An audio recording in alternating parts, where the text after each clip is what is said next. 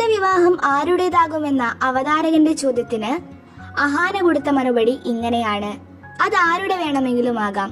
വിവാഹം കഴിച്ച് സോഷ്യൽ മീഡിയയിൽ ട്രെൻഡിംഗ് ആവേണ്ട ആവശ്യമൊന്നും ഇപ്പോഴില്ല.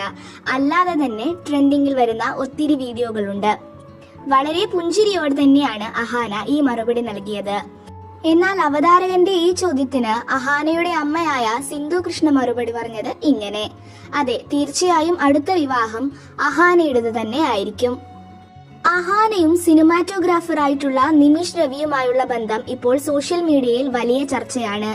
ദിയയുടെ വിവാഹം കഴിഞ്ഞ ഉടനെ അഹാനയുടെ കാമുകനെ അന്വേഷിക്കുകയാണ് സോഷ്യൽ മീഡിയ.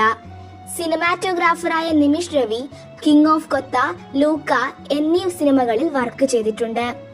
അഹാനയുടെ വളരെ അടുത്ത സുഹൃത്തു കൂടിയാണ് നിമിഷ് രവി.